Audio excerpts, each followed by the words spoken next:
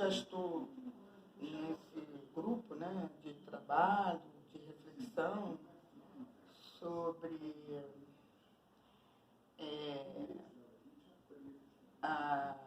o curso de Urubá já há 1 ano e meio. Né? E eu entendi, né, e percebi que esse semestre, né, esse curso teve uma toada diferente, né? Bem diferente e muito genial, inclusive. Porque as aulas, elas foram uma representação, né? Uma representação não, elas foram pautadas pelo exercício da oralidade. Porque o Veloso, cada vez que ele trazia uma palavra para ser o condutor, o ponto de partida da aula, ele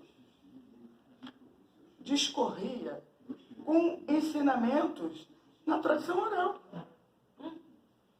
Então, para mim, né, que estou fazendo, né, a minha pesquisa,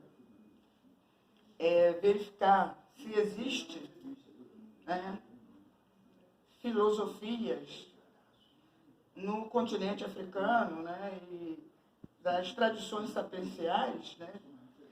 Eu estou estudando exatamente a oralidade e as filosofias contidas nesse conjunto, entendeu? No repertório das tradições orais. Então, tipo assim, isso assim, me ajudou bastante para a pesquisa que eu estou fazendo no meu objeto, né?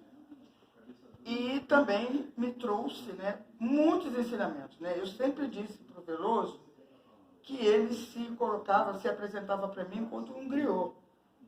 Ele sempre rejeitou isso. Porque o griot é uma palavra de origem francesa, mas isso está posto, né?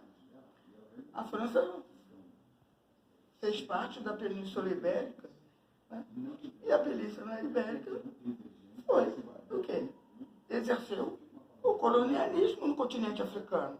Então é óbvio, né, que Portugal, que Espanha, que França, né, quanto também a Inglaterra, tenham incendido lá, tem incidência lá no continente africano, e influenciou a linguagem, né? O Carlos Moody, né, diz que para a gente se entender quanto identidade, a gente tem que resgatar e marcar a nossa linguagem. E reconhecer e identificar o lugar de partida da nossa civilização. E isso o Veloso trouxe com primazia nesse semestre.